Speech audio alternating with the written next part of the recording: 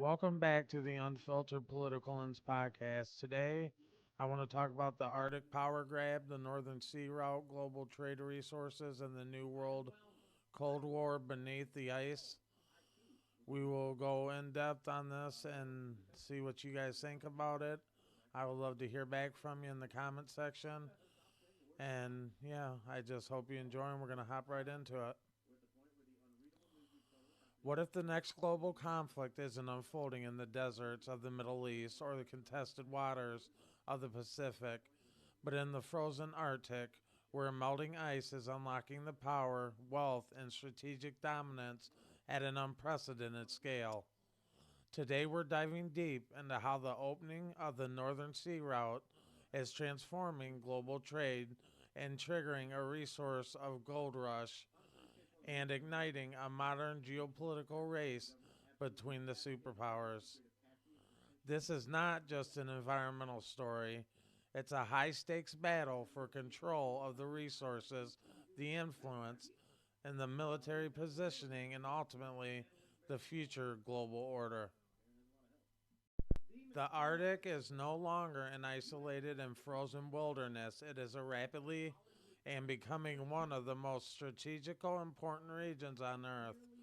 As climate change accelerates and the ice melt, the emergence of the Northern Sea Route creates a powerful alternative to traditional shipping lanes, significantly reducing the travel time between Europe and Asia. Compared to the Suez Canal, this raises a critical question that every global power is now asking. If trade routes shift northward, who controls the flow of the goods, energy, and economic influence? As these pathways open, nations are beginning to rethink centuries old trade strategies and supply chain logistics. Shipping companies, energy corporations, and governments are all eyeing the Arctic as the next frontier of efficiency and dominance. So we have to ask, will this new route bring global cooperation and economic growth, or will it ignite the competition that destabilizes international trade as we know it? At the heart of this transformation lies an unprecedented source, an opportunity buried beneath the Arctic seabed. Geological surveys estimate that the region contains vast reserves of oil, natural gas, and rare earth minerals, essential for modern technology and renewable energy systems, and the advanced military hardware. This leads us to an unavoidable question: when trillions of dollars is untapped, resources are at stake. Can the nations truly resist the temptation to compete aggressively? Countries like Russia, the United States, Canada, and Norway are all staking their claims on reinforcing their presence in the region. And these claims often overlap, creating legal and political tensions that are still unresolved under international law frameworks. So we must ask, if diplomacy fails to settle these disputes, what mechanisms remain preventing escalation? Uh, and we've talked about this before. The competition for Arctic resources is not just about the wealth, it is about long term national security and the technological superiority. Rare earth elements found in the region are critical for producing everything from smartphones that we hold in our hands to electric vehicles to missile guidance systems and fighter jets. It all raises another important question uh, that if, how can I say this?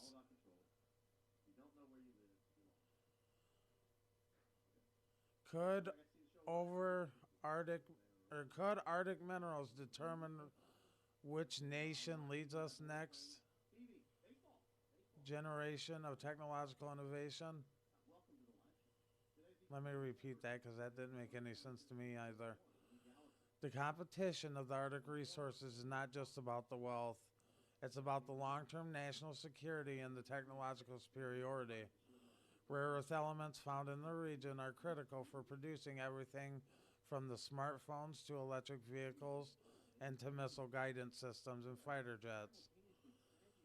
And that raises the question, could control over the Arctic minerals determine which nations lead the next generation of technological innovation? There we go, finally got it out.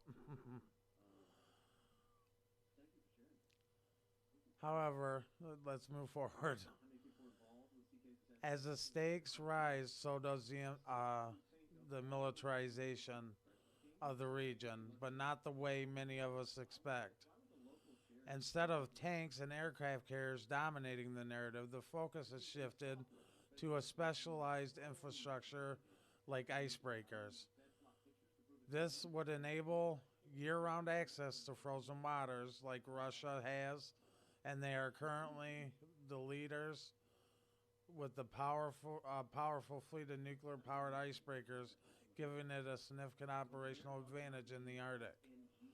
Now, in contrast with the United States and its allies, we have relatively few, many of which are aging and less capable of handling the extreme conditions.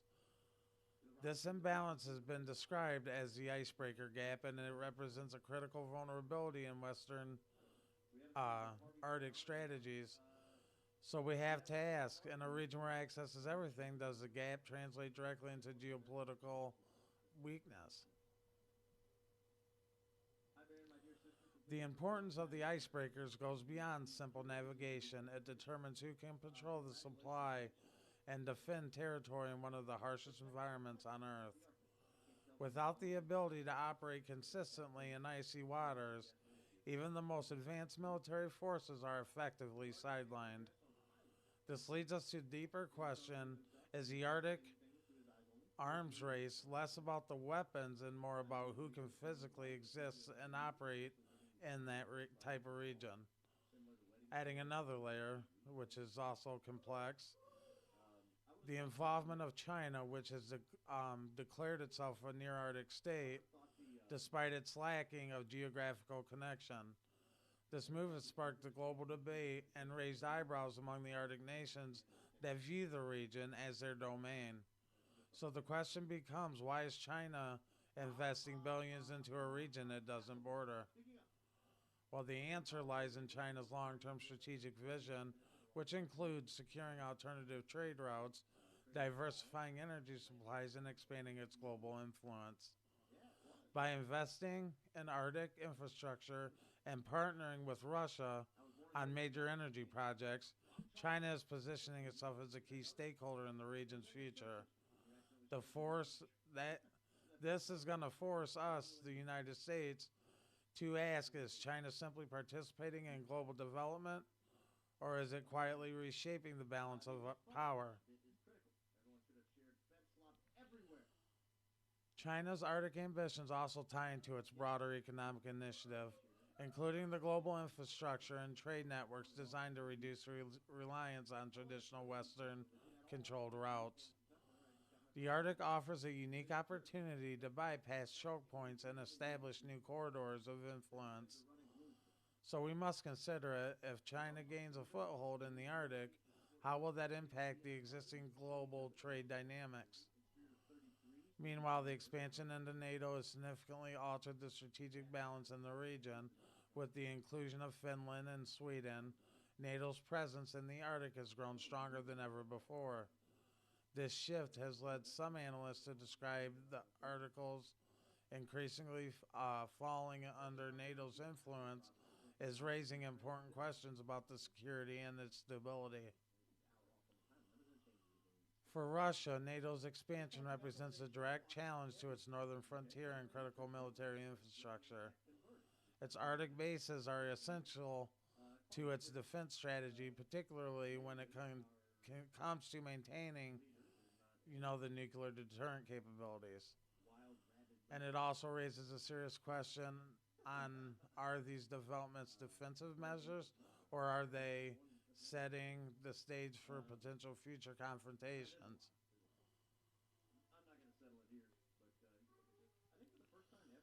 Let me see here. Well, first of all, the Arctic It's now a region where the economic interests and military strategy of environmental change intersect in ways that are both complex and unpredictable. Every move made by a nation is closely watched and often countered by others, creating the delicate balance of the power. So we must ask, how stable is the balance and what happens if it begins to unravel? That's most importantly, if it begins to unravel, what's there to do? And you guys can give me your thoughts on that, how it would play out. I think we know, though, how it would play out, in my opinion. As we look at the future, it becomes clear that the article is not just the Arctic is not just a regional issue. It's a global one with reaching and far-reaching implications and control over the shipping routes, with access to critical resources and strategic military positioning that will all play a role in shaping the next era of in international relations. This leads us to the final and the most important question. Are we witnessing the early stages of cooperation in a new frontier, or the beginning of another great geopolitical conflict? And unfortunately, I would have to say it's the latter part, I believe, because China's no friend of ours. That's just common sense. I'm sure you guys agree. But still, let me know what you guys think. I would appreciate it.